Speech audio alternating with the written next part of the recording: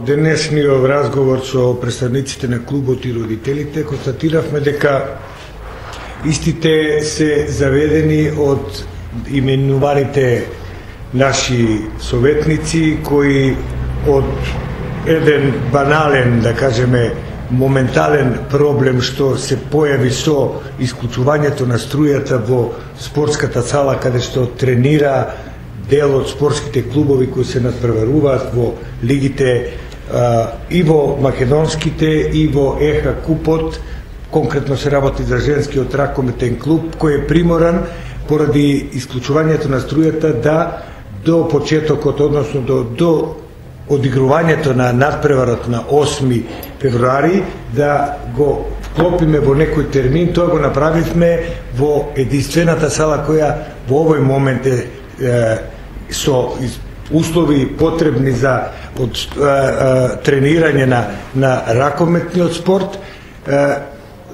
Направивме едно померување на терминот на училиштето на ова екипа училишна, односно екипа во кошарка, за да може екипата да се подготви соодветно за надпреварот. Меѓутоа тоа го искористија овие двајца советници за да ги изманипулираат граѓаните, односно родителите на овие деца, дека еве таму прво рекоа дека тренираат, односно играат фудбал одредени представници на СДСМ или некои дружини, а не дека таму тренираат званични клубови со префикс Куманово, ракометен клуб мажи и ракометен клуб жени, и ова состојба ќе се врати во стара состојба, односно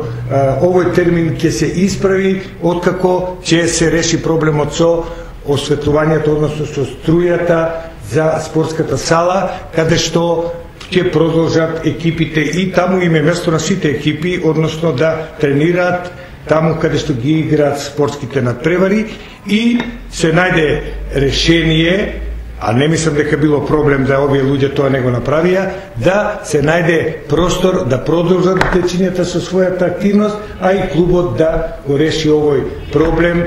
за понатамошните подготовки за престојните надпревари што ги има. Тука се и представници и на клубот и на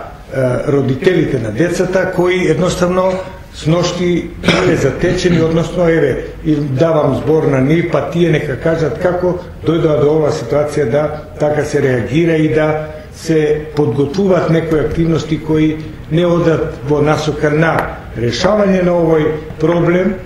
туку во некоја друга исполитизирана насока што мислам дека на никого не му одговара.